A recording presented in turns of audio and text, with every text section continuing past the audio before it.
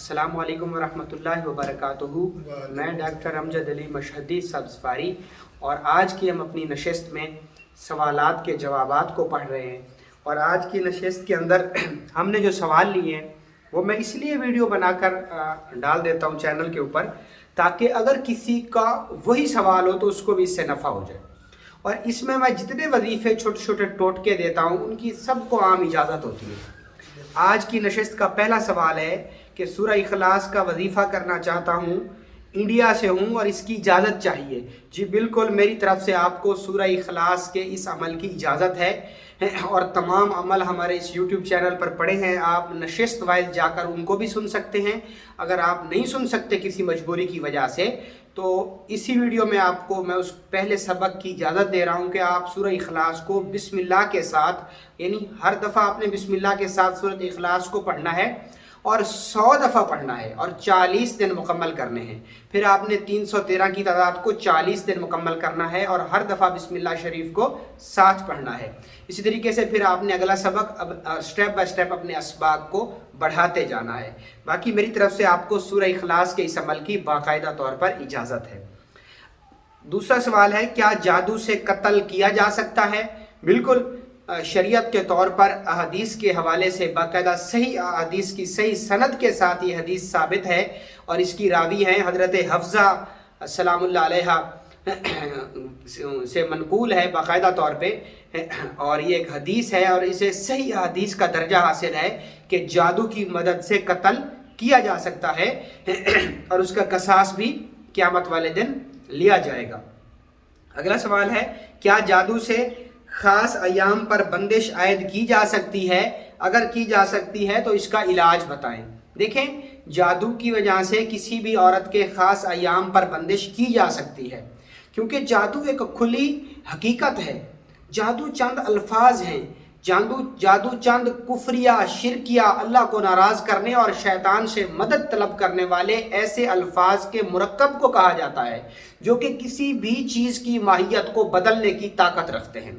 अब आप इसको आसान तरीके से समझिए कि किसी को आपने गालियाँ दी तो उन गालियों में ऐसा असर है कि सामने वाला पिस्टल लेकर आ गया या कोई ऐसी तेज़ धार आला या कोई ऐसा ज़रर पहुंचाने वाली चीज़ उठा कर ले आया और उसने भरपूर अंदाज में रिएक्शन दिया। हालांकि आपने तो उसे कुछ भी नहीं कहा, सिर्फ चंद बोल कहे।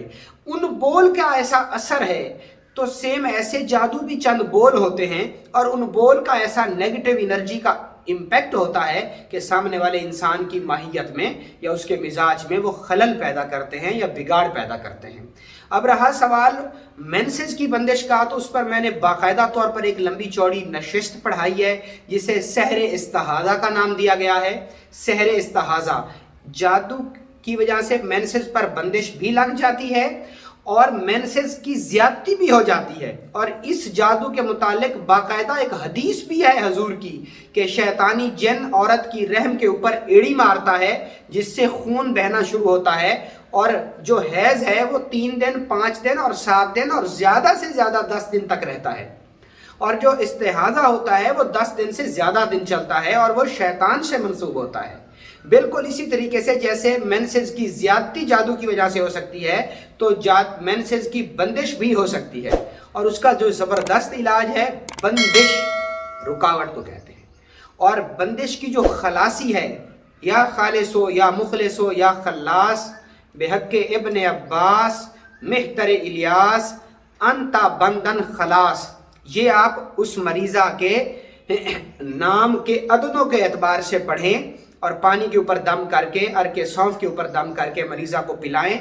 और हिकमत की एक दवाई आती है मेंसोफार गोलियां करशी की, वो 2 गोलियां सुबह दोपहर शाम गर्म दूध के साथ खिलाएं और ये आप कम से कम 3 से 5 दिन खिलाएं, तो इससे इंशाअल्लाह अज़ीज़ बहुत जल्दी मरीज़ आपका रिकवर हो जाएगा। बाकी इस पर मैंने तफसीली गुफ्तगू की है सहर इस्तिहाज़ा के नाम से, और इस पर बाकायदा एक इस जादू के मुतल्लिक हुज़ूर करीम सल्लल्लाहु अलैहि वसल्लम की एक हदीस भी मौजूद है। आप वो वीडियो जाकर मेरे चैनल पर पढ़ी है, उसको जाके तफसीलन सुन सकते हैं। اگلا سوال ہے سورہ اخلاص پر ریاضت کر رہا ہوں، اس کا کوئی اور راز بتائیے۔ دیکھیں میرے خیال میں آپ نے ہمارے اس چینل کا وزٹ نہیں کیا، میں نے سورہ اخلاص پر بارہا بہت ساری نشستیں پڑھائی ہیں، کم از کم 30 سے 35 ویڈیوز میری پڑھی ہیں سورہ اخلاص کے متعلق، سورہ اخلاص کے موقعات، سورہ اخلاص کے اسم اعظم، سورہ اخلاص کی باطنی ریاضت، سورہ اخلاص کے باطنی راز، 29 ویڈیوز پڑھی ہیں، 29 ویڈیوز سورہ اخلاص کی، تو آپ ان کو جا کر سنیے۔ اگر پھر بھی کوئی کمی بیشی رہی ہے دوبارہ لکھیے اور میری آنے والی ویڈیوز کا انتظار کیجیے۔ دراصل آپ لوگ اپنے سوال جواب میں اتنی جلدی کرتے ہیں، پچھلے دنوں میں ایک بھائی نے کامنٹ کیا ہوا تھا کہ شاید آپ کو اپنے آپ پر تکبر ہے، بالکل بھی نہیں ہے، مجھے کس چیز کا تکبر ہونا ہے، میں فری آف کاسٹ آپ کو اللہ کا نام پہنچا رہا ہوں۔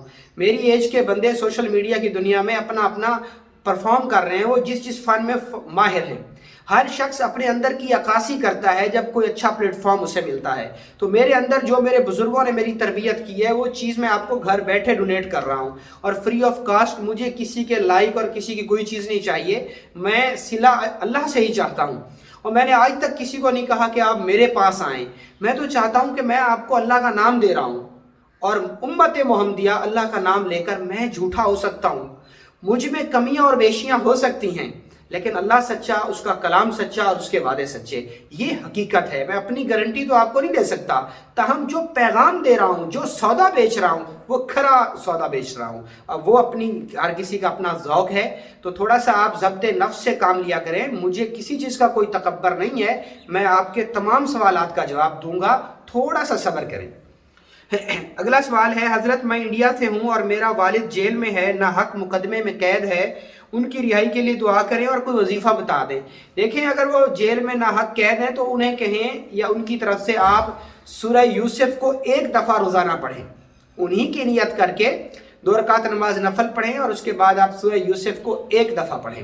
اگر یہ آپ نہیں پڑھ سکتے تو پھر گھر کے سارے اہل خانہ مل کے اور وہ قیدی بھی، یہ سارے گھر والے مل کے آپ 3125 بار روزانہ پڑھیں، لا الہ الا انت سبحانک انی کنت من الظالمین، آیت کریمہ کو 40 دن، تو اس میں تعداد پوری ہوگی 1,25,000 بار۔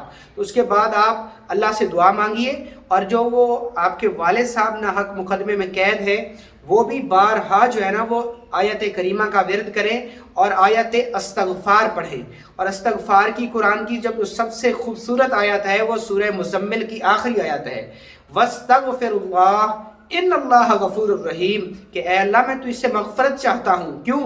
اِنَّ اللَّهَ غَفُورٌ الرحیم، کیونکہ تو غفور اور رحیم ہے۔ ہم اللہ کو اپنے گناہوں سے اللہ سے اپنے گناہوں کا استغفار کر رہے ہیں، ساتھ اس کی ان صفات کو مخاطب کر رہے ہیں جس میں اللہ رب العزت کے غفور اور رحیم ہونے کی صفت شامل ہو رہی ہے۔ تو آپ سورہ مزمل کی آخری آیت جو ہے جسے آیت استغفار کہتے ہیں، وَاسْتَغْفِرُ اللَّهَ إِنَّ اللَّهَ غَفُورٌ الرحیم، اس کو پڑھیے۔ اگلا سوال ہے ناخن پر جادو ہو سکتا ہے؟ ناخن پر ہونے والے جادو کی حقیقت بتائیں۔ بہت شکریہ جی، آپ نے مجھے دعا دی کہ اللہ آپ کو لمبی زندگی دے، آمین جی، اللہ آپ کی محبتوں کو قبول فرمائے۔ باقی رہا ناخن پر ہونے والے جادو کی حقیقت۔ دیکھیں جادو جو ہے وہ انسان کی پہنی ہوئی اور انسان کی زیر استعمال چیزوں پر ہو سکتا ہے۔ اب اس میں آپ ناخن کو لے لیں، کپڑے کو لے لیں، پاؤں کی مٹی کو لے لیں، تصویر کو لے لیں، بالوں کو لے لیں، کپڑے کو لے لیں، کسی چیز کو لے لیں، جو چیز انسان کے وجود کا حصہ ہو یا انسان کے وجود کے ساتھ ٹچ ہوئی ہو، تو اس میں انسان کے جسم سے نکلنے والی ریز جذب ہوتی ہیں، تو اس پر جب جادو کیا جاتا ہے تو وہ ریز بال واسطہ یا بلا واسطہ انسان کے جسم تک پہنچنے کی کوشش کرتی ہیں۔ ٹھیک ہو گیا؟ تو جادو ناخنوں پر ہو سکتا ہے، اور اس کی ایک صحیح سند کے ساتھ میں آپ کو حوالہ پیش کرتا ہوں کہ حضور کریم صلی اللہ تعالی علیہ وسلم پر جب جادو کیا گیا تو حضور کریم صلی اللہ علیہ وسلم کے منہ مبارک یعنی حضور کے بالوں پر جادو کیا گیا، اور بعض کہتے ہیں کہ کنگھی پر جادو کیا گیا، بعض کہتے ہیں کہ بالوں پر کیا گیا، لیکن تاہم یہ سچ ثابت ہے کہ حضور کے استعمال میں آنے والی چیز پر ہی جادو کیا گیا۔ تو جادو جو ہے وہ جس شخص پر کیا جاتا ہے اس کی استعمال کی چیزیں اگر جادو میں استعمال کی جائیں تو وہ سحر زدہ پر بہت جلدی اثر انداز ہوتی ہیں۔ بالکل ناخنوں پر جادو ہوتا ہے، اور مختلف کتابوں میں بھی اس کے طریقے درج ہیں، اور جو اس کا علاج ہے وہ یہ ہے کہ آپ اپنے ناخن کاٹیں سنت کے حساب سے، اور جمعے والے دن کاٹیں۔ جب آپ اپنے ناخن کاٹ رہے ہوں اس وقت آپ باوضو حالت میں ہونے چاہیے۔ آپ اپنے ناخن کاٹیں اور ناخن کاٹ کے سفید ٹیشو پیپر میں رکھ لیں، ہاتھوں کے بھی اور پاؤں کے بھی۔ پھر اس کے اوپر 313 بار آپ پڑھیں انا للہ و انا الیہ راجعون، انا للہ و انا الیہ راجعون۔ اس کو 313 بار پڑھیں اور دم کر دیں، اور یا قابضو 903 بار پڑھیں، یا قابضو 903 بار پڑھیں، اور پھر اللہ سے یہ دعا کریں کہ اللہ رب العزت میرے جسم میں بالواسطہ یا بلا واسطہ نظر بد، جادو، جنات یا دوسری شیاطینی نظر بد یا دوسری تمام طرح کی بلیات اور آفات کو قبض فرما دیں، کیونکہ تو قابض ہے، تو یا قابض ہے اور تو القابض ہے، ٹھیک ہے۔ پھر ناخنوں کے اوپر دم کر دیں اور ان کو کسی پاکیزہ زمین میں دفن کر دیں۔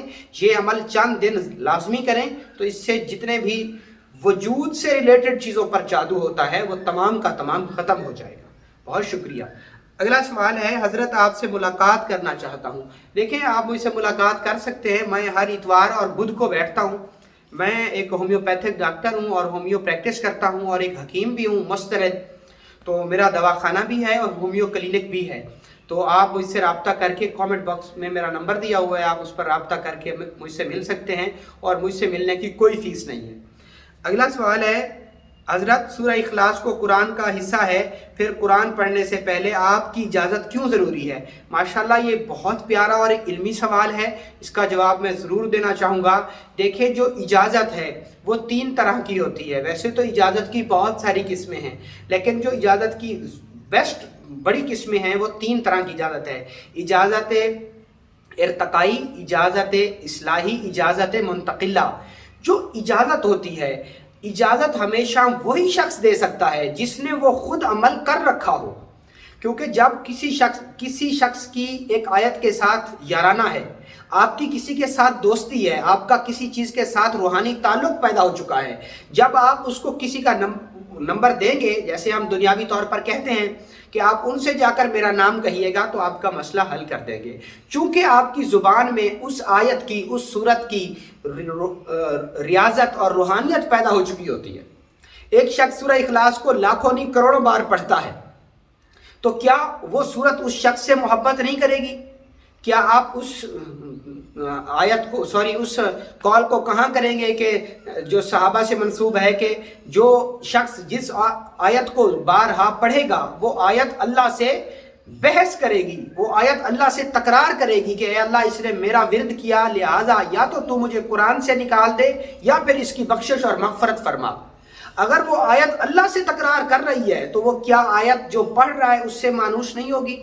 کیا وہ آیت قرآن کی وہ روحانیت، قرآن کی وہ خابیدہ چھپی ہوئی روحانیت اس شخص کی زبان میں وہ پیدا نہیں ہوگی؟ لازمی پیدا ہوگی۔ کسی بھی چیز کو جب ہم بارہا پڑھتے ہیں تو وہ چیز ہمارے آواز پیدا ہوتی ہے، اور آواز کی ایک فریکوینسی ہوتی ہے، اور وہ فریکوینسی ہمارے کانوں تک پہنچتی ہے، اور ہمارے کان اس آواز کو سن کر ہمارے شعور تک بھیجتے ہیں۔ انسانی دماغ کے 3 حصے ہوتے ہیں، کانشیس مائنڈ، ان کانشیس مائنڈ اور سب کانشیس مائنڈ۔ شعوری حصہ، لا شعوری حصہ اور تحت شعوری حصہ۔ جب ہم کسی بھی قرآن کی آیت کو بارہا پڑھتے ہیں تو زبان پڑھتی ہے، زبان سے ایک شور پیدا ہوتا ہے، وہ شور کان سنتے ہیں، اور کان پھر شعور کو بھیجتے ہیں، شعور سے وہ چیز لا شعور میں جاتی ہے، اور لا شعور سے وہ تحت شعور میں جاتی ہے، اور تحت شعور کے پردوں پر وہ چیز ایک خاص شکل لے کر انسان کو خواب میں نظر آتی ہے۔ اتنا اثر ہوتا ہے۔ اب مثال کے طور پہ ایک شخص درود پڑھتا ہے اور وہ ہر وقت درود پڑھتا ہے، نتیجہ اس کا یہ ہوتا ہے کہ وہ خواب میں کہتا ہے کہ مجھے حضور کی زیارت ہوئی ہے یا مجھے مختلف بزرگان دین کی زیارت ہوئی ہے، چونکہ وہ درود کے اندر جو خوابیدہ روحانیت ہے وہ ایک خاص شکل اختیار کر کے نیند میں انسان کو نظر آتی ہے۔ یہی وجہ ہے کہ اجازت ضروری ہے۔ اجازت بڑے بڑے بزرگان دین، اولیاء اللہ، صالحین، معصومین علیہ السلام سے باقاعدہ طور پر ثابت ہے، اور مولانا روم جیسے بڑے بزرگ، مولانا شیخ سعدی جیسے بڑے بڑے بزرگ، اور حضرت خواجہ باقی باللہ رحمۃ اللہ تعالیٰ علیہ، حضرت معین الدین چشتی اجمیری رحمۃ اللہ تعالیٰ علیہ، حضرت نظام الدین اولیاء رحمۃ اللہ تعالیٰ علیہ، حضرت شاہ جمال جان من جمن جنتی رحمۃ اللہ تعالیٰ علیہ، حضرت عبداللہ شاہ غازی رحمۃ اللہ تعالیٰ علیہ، اور پیر جماعت علی شاہ صاحب رحمۃ اللہ تعالیٰ علیہ جیسے بڑے جید بزرگ اور عالم دین صوفی باصفا لوگوں نے باقاعدہ طور پر اجازت لینے کے لیے سینکڑوں کلومیٹر کا پیدل سفر کیا ہے۔ کس لیے؟ کیونکہ اجازت ایک ٹرانسفر ہوتی ہے، ایک چیز کی روحانیت ایک زبان سے دوسری انسان میں منتقل ہوتی ہے، اور جو شخص آپ کو اجازت دے رہا ہے وہ شخص اس چیز پر عامل ہونا چاہیے۔ ہمارے ہاں بدقسمتی سے ہر وہ شخص اجازت دے رہا ہے جس نے وہ خود کوئی عمل کیا ہی نہیں ہے۔ اجازت کو عرف عام میں آپ مختصر الفاظ میں ایسے سمجھیے کہ آپ لاہور جانا چاہتے ہیں، آپ کسی ایسے شخص کے پاس چلے جائیں جو پہلے لاہور گیا ہے، تو وہ آپ کو آسان ایڈریس سمجھا دے گا، اور اس کے بتائے ہوئے ایڈریس پر آپ چلیں گے تو بہت جلدی آپ لاہور پہنچ جائیں گے۔ اگلا سوال ہے، امید ہے آپ کو اب سمجھ آ گئی ہوگی۔ اگلا سوال ہے کہ آپ کے چینل پر اسباق کی ویڈیوز آسانی سے نہیں ملتی۔ دیکھیں، آپ میرا DR امجد علی مشہدی سبزواری یوٹیوب کے اوپر لکھیے اور وہ چینل کھل جائے گا، تو اس کی آپ پلے لسٹ میں چلے جائیے، اس میں آپ اسباق کی ویڈیوز کی الگ الگ میں نے پلے لسٹ بنا دی ہیں، اور اس میں تمام تر اسباق پڑھے ہیں۔ آپ جو بھی سبق پڑھنا چاہتے ہیں، سننا چاہتے ہیں، اس کو جا کر سن لیجیے۔ اگلا سوال ہے کہ کیا آپ کا نمبر مل سکتا ہے؟ دیکھیں، میں پہلے بھی میں نے 1-2 دفعہ نمبر دیا تھا، تو بہت زیادہ مجھے واٹس ایپ پہ کالیں آتی ہیں۔ آپ کوشش کریں کہ مجھے آپ کامنٹ باکس میں مجھ سے رابطہ کر لیں۔ ویسے جو میرا درس ہے، اکثر لوگ مجھ سے بات کرتے ہیں کہ آپ ہمیں اپنے سلسلے میں داخل سلسلہ مرید کر لیں۔ ہر وہ شخص میرے سلسلے میں خود کو مرید سمجھے جو میری دی ہوئی تعلیمات پر عمل کر رہا ہے، جو ہمارے بزرگان دین اولیاء اللہ صالحین ہمیں سکھا کر گئے، سلسلہ مشہدیہ سبزواریہ کے بزرگان دین۔ اگر آپ اس سلسلے کی تعلیمات پر عمل کر رہے ہیں، آپ ان سے فیض یاب ہو رہے ہیں، تو سمجھیں آپ اس سلسلے میں مرید ہیں۔ باقی اللہ رحم فرمائے، ایسی کوئی بات نہیں، میں نہیں کوئی ایسا میں نے پلیٹ فارم نہیں بنایا کہ جہاں پر میں کوئی پیری مریدی کو بڑھاوا دے رہا ہوں یا میں لوگوں کے اندر تہمات کو پیدا کر رہا ہوں۔ میں صرف آپ کو اللہ کا نام دینا چاہتا ہوں، اور آپ کو جیسے پیناڈول گولی کے اوپر یقین ہے، جیسے آپ کو سلاد کھانے پر پتلا ہونے پر یقین ہے، جیسے آپ کو ایکسرسائز کرنے پر یقین ہے، جیسے آپ بھوکا شخص کھانا کھائے اور اس کو پیٹ بھر کے سکون آنے میں یقین ہے، ایسے میں چاہتا ہوں کہ آپ کو سورہ اخلاص پر بھی یقین آ جائے، قرآن کی آیات پر بھی یقین آ جائے کہ ان میں واقعہ طور پر شفا چھپی ہوئی ہے۔ تو آج کے لیے بس اتنا ہی، انشاءاللہ العزیز ملیں گے پھر ایک نئی ویڈیو کے ساتھ، اس میں ہم ایک نئی تربیاتی نشست میں کچھ نیا سیکھنے کی کوشش کریں گے۔ بہت شکریہ، السلام علیکم۔